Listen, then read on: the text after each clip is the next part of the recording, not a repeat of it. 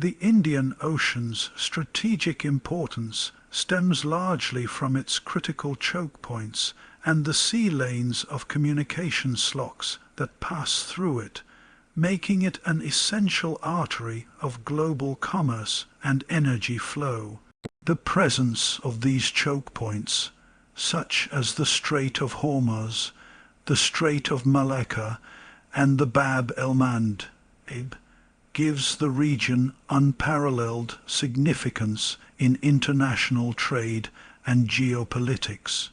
These narrow passages through which the bulk of maritime traffic flows are vital not only for regional players but also for global powers whose economies rely heavily on uninterrupted access to oil, gas, and goods transported by sea.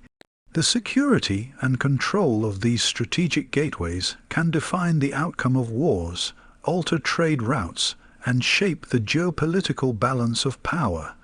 The Strait of Hormuz, situated between Iran and Oman, is one of the most vital choke points in the world. It connects the Persian Gulf with the Arabian Sea and the broader Indian Ocean. Roughly 1/5 of the world's total oil consumption, about 20 million barrels per day, passes through this narrow channel. Any disruption, be it due to war, piracy, terrorism, or political instability, could send shockwaves through global energy markets.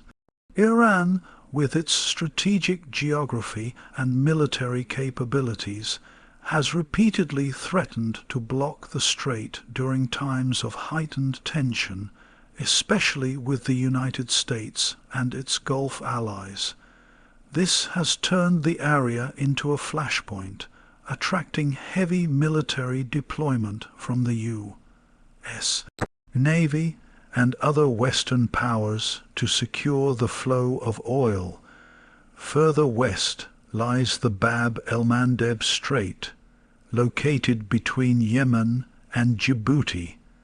This passage connects the Red Sea with the Gulf of Aden and, by extension, the Arabian Sea.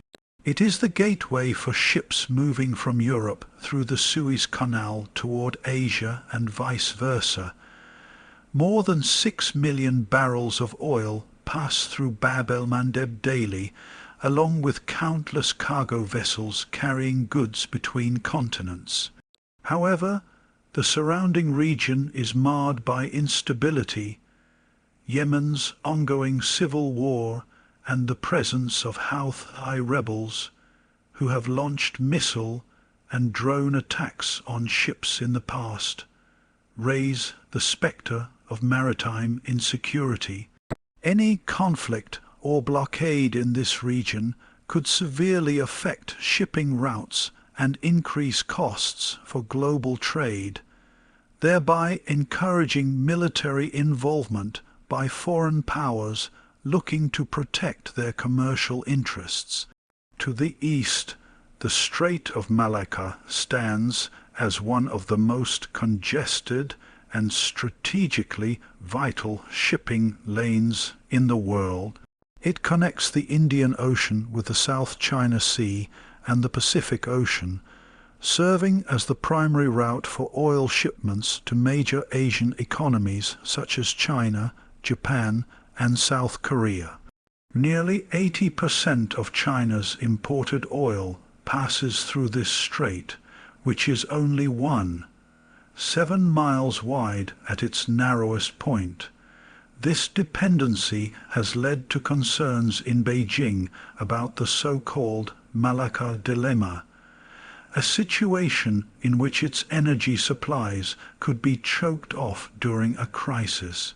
In response, China has built alternative routes through land pipelines in Myanmar and invested in ports across the Indian Ocean as part of its Belt and Road Initiative. At the same time, the United States and its allies have emphasized their ability to monitor and, if necessary, block the strait, giving it major geopolitical leverage in times of conflict. These choke points are not only critical for economic purposes, they are also highly militarized zones. The United States maintains a significant naval presence in Bahrain and Diego Garcia to secure the Hormuz and surrounding Gulf regions. Similarly, France has its military base in Djibouti, close to Bab el-Mandeb, while China now operates its own naval base in the same country. In the east, India has reinforced its presence in the Andaman and Nicobar Islands, which sit astride the entrance to the Strait of Malacca. These deployments signify not just defensive strategies, but also power projection, indicating how central the Indian Ocean has become to military planning and strategic dominance. Furthermore, the volume of international trade moving through the Indian Ocean's slocks cannot be overstated. More than 80% of global seaborne oil trade traverses through these waters, along with 40% of global trade by volume. Disruptions in this flow, whether due to piracy, terrorism, natural disasters, or war, would have cascading effects across the global economy. Insurance premiums for shipping would skyrocket, fuel prices could surge, and supply chains could face significant delays. This reality pushes major powers to constantly monitor and assert their influence over the region, often leading to naval buildups, military exercises, and the establishment of new bases. In addition to great powers, regional players like Iran, Pakistan, and Saudi Arabia have also begun to see these slocks as tools for leverage. Iran's ability to control the Hormuz Strait gives it a bargaining chip in international negotiations, especially over its nuclear program. Pakistan's Gwadar port, developed with Chinese assistance, sits near the mouth of the Hormuz Strait and is part of the China-Pakistan Economic Corridor (CPEC). Its military potential is significant, raising alarms in New Delhi and Washington alike. Similarly, the Gulf monarchies have been investing in naval modernization to protect their energy exports and secure their maritime interests. Thus, the Indian Ocean's strategic choke points are no longer just maritime highways, they are geopolitical fault lines. The security and accessibility of these passages have become matters of national survival for energy-dependent nations and trade-reliant economies. As competition for control intensifies, the chances of naval standoffs, confrontations, or even full-scale conflict increase. In the past, the oceans were vast open spaces of exploration and commerce. Today, in the Indian Ocean, they are corridors of vulnerability, strength, and strategic competition. The battle for influence over these choke points could well be the spark that ignites the next major maritime conflict. China's expanding naval footprint in the Indian Ocean has become one of the most significant developments in 21st century geopolitics, raising alarms in New Delhi, Washington, and other strategic capitals. At the heart of this expansion lies the string of pearls strategy, a term coined to describe the growing network of Chinese military and commercial facilities stretching from the South China Sea to the Horn of Africa. While Beijing officially frames these developments as part of its economic and trade initiatives under the Belt and Road Initiative (BRI), many analysts argue that the infrastructure and logistics capabilities being developed under this banner serve dual-use purposes, allowing China to project military power far beyond its traditional maritime boundaries. This strategy, coupled with China's rapidly modernizing navy, has intensified competition in the Indian Ocean and contributed to its growing potential as a conflict zone. The string of pearls consists of strategically located ports, naval bases, and other logistical hubs developed or financed by China across several Indian Ocean littoral states. Among the most critical of these is Gwadar Port in Pakistan. Located near the mouth of the Strait of Hormuz, Gwadar gives China direct access to the Arabian Sea, bypassing the longer and riskier sea routes through the Strait of Malacca. Although officially a commercial port, Gwadar has raised concerns due to its proximity to the strategic choke point and its growing logistical infrastructure that could support Chinese naval deployments. China's heavy investment in the China-Pakistan Economic Corridor (CPEC), which links Gwadar to China's Xinjiang region, further solidifies the port's strategic value for Beijing. Another notable pearl is Hambantota, a port in Sri Lanka. Developed with Chinese loans, this port eventually fell into China's hands when Sri Lanka, unable to repay its debts, leased the facility to a Chinese state-owned company for 99 years. While it remains under civilian use for now, the port's deep water capabilities and adjacent infrastructure could easily be converted for military purposes. Its location, just off key international shipping lanes, makes it particularly significant for any nation looking to monitor or control traffic through the central Indian Ocean. Djibouti, at the western edge of the Indian Ocean, hosts China's first overseas military base. Officially inaugurated in 2017, this base sits near the Bab el-Mandeb Strait and allows China to protect its shipping routes and conduct anti-piracy operations in the region.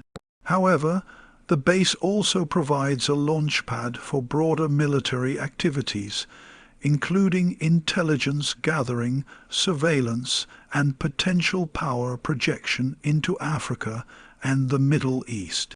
The base is heavily fortified and operated by the People's Liberation Army (PLA, making it a clear signal of China's military ambitions in regions far from its borders.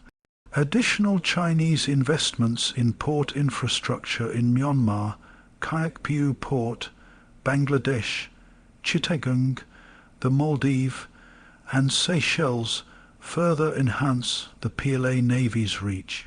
While these ports are officially designated for commercial use, many include features such as long runways, deep harbors, and fuel and logistics facilities that are useful for warships and submarines. The dual-use nature of these facilities means they can support both peacetime trade and wartime military operations, blurring the line between economic development and strategic encroachment. China's military capabilities have also evolved in tandem with its infrastructure network. The People's Liberation Army Navy plan has transitioned from a coastal defense force to a blue water navy capable of operating across oceans. It now boasts aircraft carriers, nuclear submarines, and destroyers equipped with advanced weaponry and electronic warfare capabilities. Frequent planned patrols in the Indian Ocean, along with joint exercises with Pakistan and other allies, have shifted the region's naval balance and challenged India's traditional dominance. From India's perspective, the string of pearls strategy represents a clear attempt to encircle and strategically outflank it in its own maritime backyard. The Indian Ocean has long been regarded as India's sphere of influence, vital for its trade, energy security, and regional diplomacy. The increasing presence of Chinese naval assets in this space raises fears of being strategically hemmed in during times of crisis or conflict. India is particularly wary of China's submarine deployments in the Indian Ocean, which have increased over the last decade under the guise of anti-piracy operations, but are widely viewed as intelligence, gathering and power projection missions. The strategic implications extend beyond India. The United States, which maintains significant naval presence in the Persian Gulf, and Diego Garcia, views China's naval expansion as a challenge to freedom of navigation and the existing maritime order. Western allies like Japan, Australia, and France have also expressed concern over China's influence in the Indian Ocean, with many stepping up naval exercises and partnerships with regional states to counterbalance China's growing clout. In response, India has been pursuing its own counter-strategy. It has strengthened naval ties with countries like the United States, Japan, Australia, and France, especially under the banner of the Quad. Joint exercises like Malabar have grown in scope and frequency, aimed at enhancing interoperability and signaling collective resolve.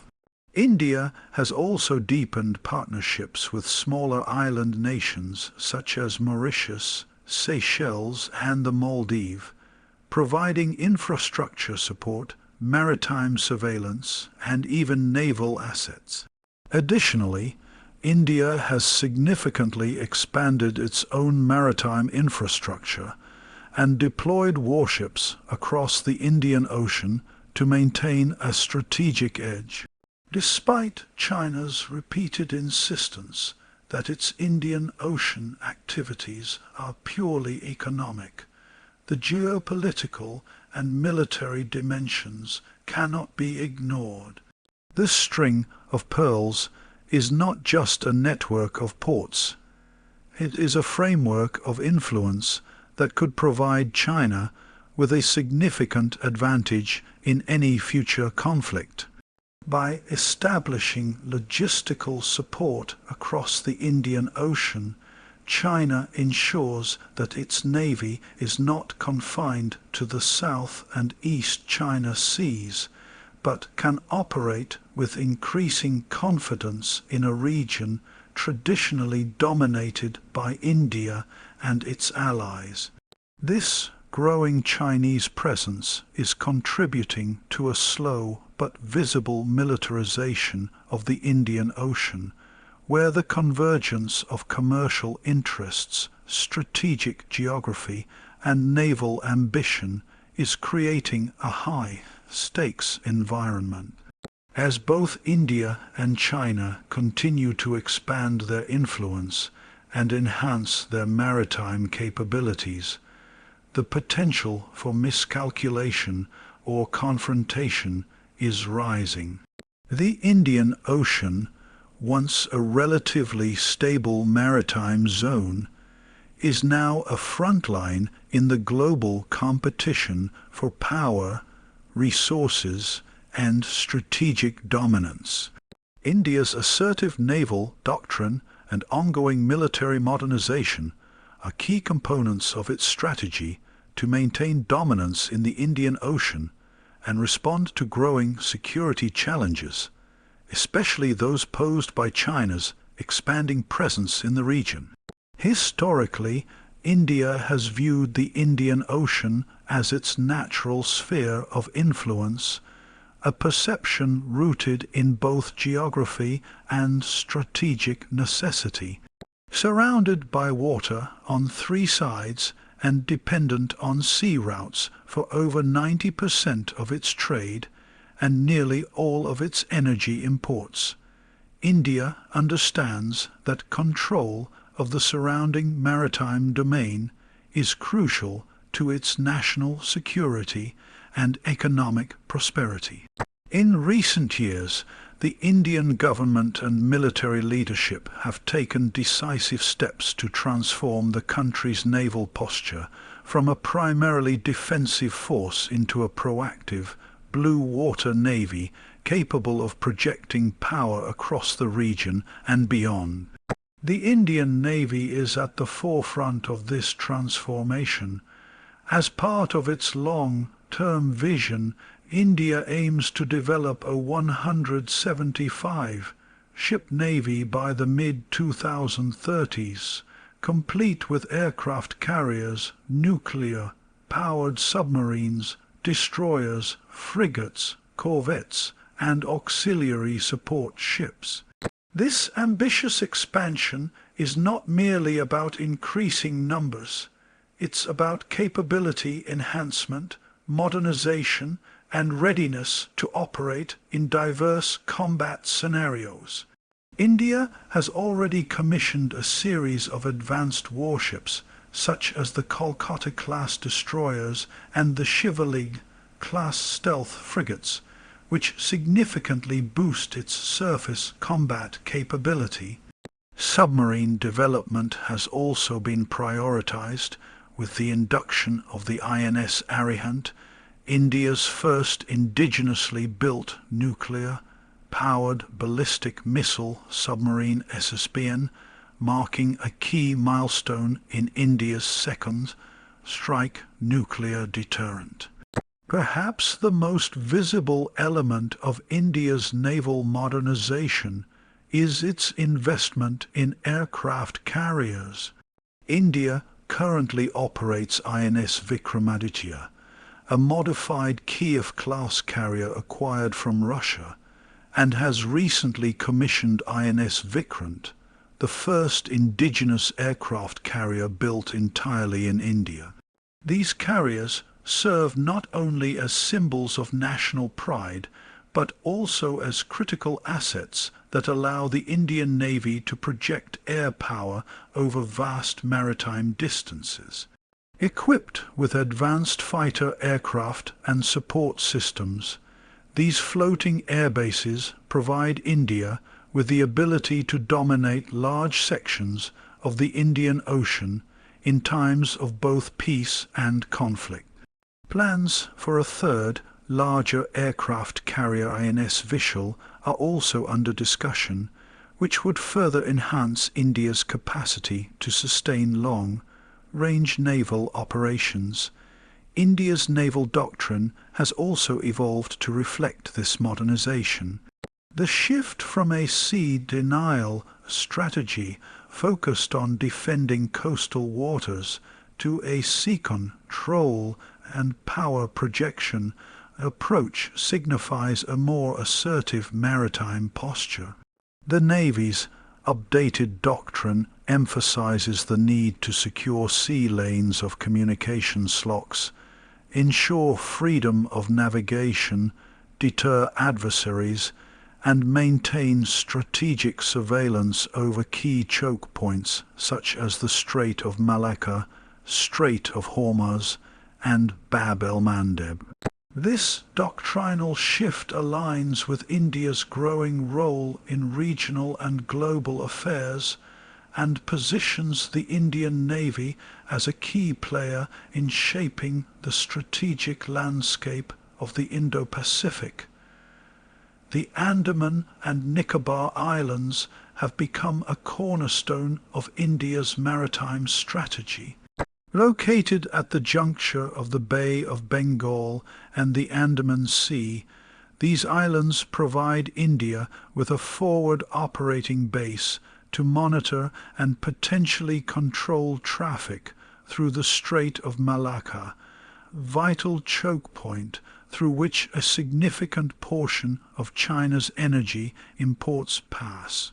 The Indian armed forces have been upgrading infrastructure on these islands, including airstrips, radar stations, and naval ports, to improve surveillance, logistics, and rapid deployment capabilities. This enhances India's ability to monitor Chinese naval activity and assert its influence in Southeast Asia. India's maritime diplomacy also plays a crucial role in reinforcing its regional presence. Through naval exercises, defense agreements, and capacity-building initiatives, India has cultivated partnerships with countries like Sri Lanka, the Maldives, Mauritius, Seychelles, Indonesia, and Vietnam. These relationships are not only strategic, but also serve as a counterbalance to China's attempts to expand its influence through port acquisitions and infrastructure development. For instance, India has helped fund and operate radar surveillance networks across the Indian Ocean island states, enabling a real-time maritime domain awareness that serves both Indian and regional interests.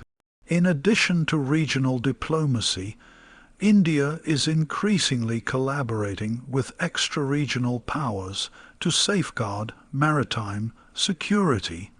India's growing participation in multilateral naval exercises, such as the Malabar exercise with the United States, Japan, and Australia, demonstrates its commitment to a rules-based international order and enhances its interoperability with like-minded navies.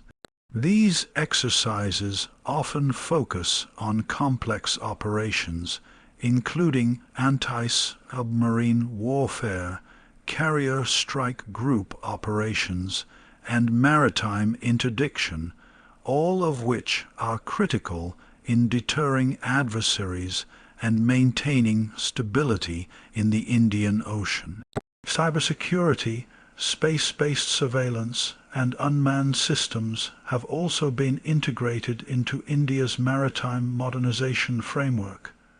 The Indian Navy now relies heavily on satellite-based communication and reconnaissance, leveraging assets such as GSAT-7 Rukmini, which provides real-time data links between naval platforms.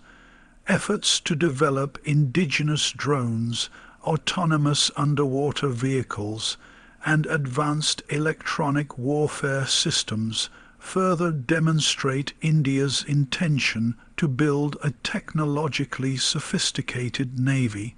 Despite these advancements, challenges remain: budget constraints, delays in indigenous shipbuilding programs, bureaucratic inefficiencies, and dependence on foreign suppliers for certain technologies continue to slow the pace of modernization.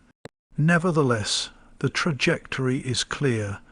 India is committed to securing its maritime interests through a combination of military strength, strategic alliances, and forward-leaning doctrine.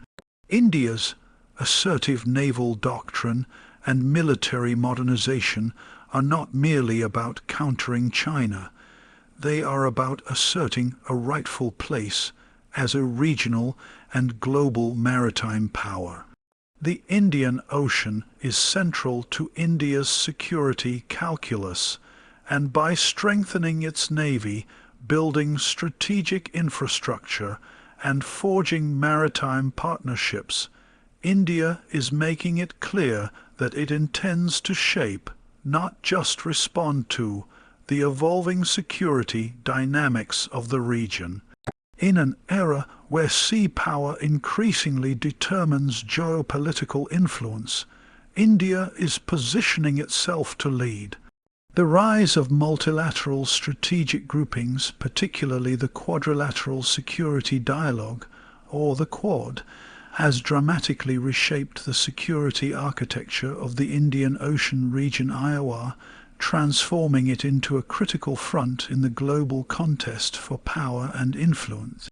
Originally conceptualized after the 2004 Tsunami for Humanitarian Coordination, the Quad, comprising India, the United States, Japan and Australia, has evolved into a powerful geopolitical alliance aimed at preserving a free, open and inclusive Indo-Pacific.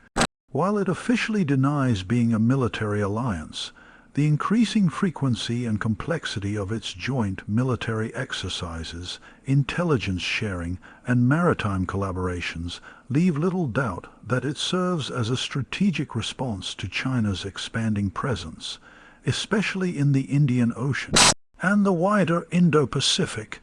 The Indian Ocean forms the western flank of the Indo-Pacific, and within this context it plays a central role in the Quad's vision. With key sea lanes and maritime choke points like the Strait of Hormuz, the Strait of Malacca, and Bab el-Mandeb passing through it, the region supports a large portion of global trade and energy supplies. Ensuring the security of these sea routes is a shared priority for all Quad members who view freedom of navigation and overflight as non-negotiable principles. China's growing naval and commercial influence in the Indian Ocean, backed by its string of pearls of strategy and the Belt and Road Initiative (BRI), is seen by the Quad as a challenge to these freedoms.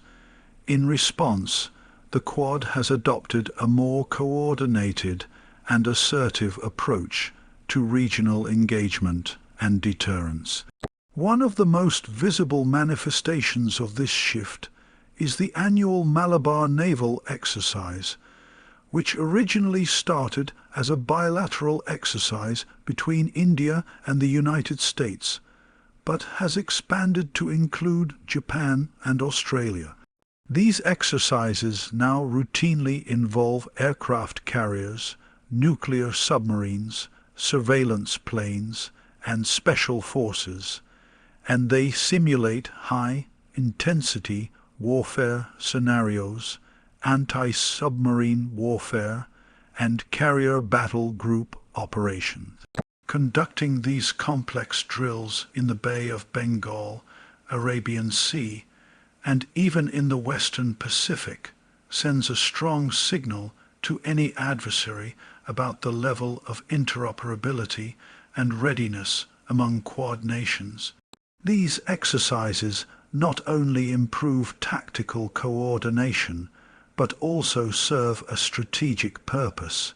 They demonstrate resolve, strengthen deterrence, and reinforce the collective ability to respond to regional crises.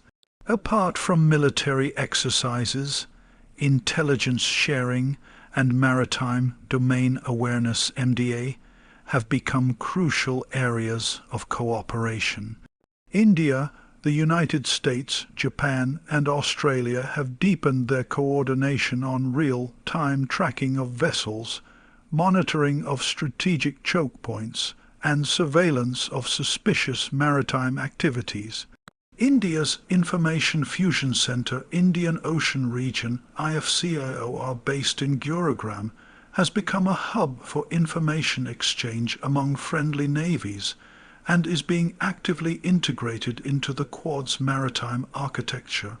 By using satellite imagery, underwater sensors, and drone surveillance, the Quad countries are enhancing their ability to detect and respond to threats, including piracy, smuggling, illegal fishing, and potential Chinese submarine deployments. Moreover, the Quad's strategic significance is bolstered by its alignment with other regional and extra-regional players. France, the United Kingdom, and even Germany have shown increasing interest in Indo-Pacific affairs and often join Quad members in joint patrols or naval drills. ASEAN countries, though cautious of provoking China, quietly welcome the Quad's stabilizing presence, especially when it comes to counter-balancing Beijing's growing assertiveness. The Quad's emphasis on upholding the rules-based international order appeals to many smaller states in the Indian Ocean and Southeast Asia that are vulnerable to coercive tactics and debt diplomacy. India, for its part, has skillfully used the Quad to amplify its role in the Indian Ocean, while simultaneously resisting any perception of being part of an overtly anti-China bloc. By positioning itself as the resident power in the Indian Ocean and a first responder to regional crises, such as those involving humanitarian aid, disaster relief, and pandemic response, India has projected its image as a security provider rather than merely a strategic competitor. Its outreach to island nations like the Maldives, Mauritius, Seychelles, and Sri Lanka, combined with initiatives like Saga Security and Growth for All in the region, reinforces this perception and aligns well with the Quad's broader objectives. Furthermore, the Quad's influence in the Indian Ocean is not limited to hard security. It increasingly incorporates soft power tools such as vaccine diplomacy, infrastructure development, and climate resilience. By offering transparent, sustainable, and rules-based alternatives to Chinese investment, the Quad aims to win hearts and minds across the Indian Ocean Rim countries. For instance, the Quad's collective efforts to supply COVID-19 vaccines, support blue economy initiatives, and invest in clean energy have added a civilian and humanitarian dimension to what was initially viewed as a security-centric arrangement. Yet, the Quad's growing footprint in the Indian Ocean has also led to heightened tensions. China accuses the alliance of being an Asian NATO and views its activities as attempts to contain and isolate Beijing. This perception has prompted China to accelerate its own military build-up, increase patrols in the IOR, and deepen bilateral security ties with nations like Pakistan, Iran, and even some East African states. The danger lies in potential miscalculations and proxy confrontations, where regional skirmishes could quickly escalate into larger conflicts involving Quad members and Chinese forces. As the Indian Ocean becomes an increasingly crowded and contested space, the role of the Quad in maintaining peace, stability, and maritime order will only grow in importance. While it may not be a formal military alliance, the Quad functions as a strategic hedge against unilateral aggression, a platform for regional capacity building, and a mechanism for preserving the balance of power in the Indo-Pacific. For India, the Quad is a critical enabler of its maritime aspirations, providing both strategic depth and diplomatic backing in its quest to secure its interests in the Indian Ocean.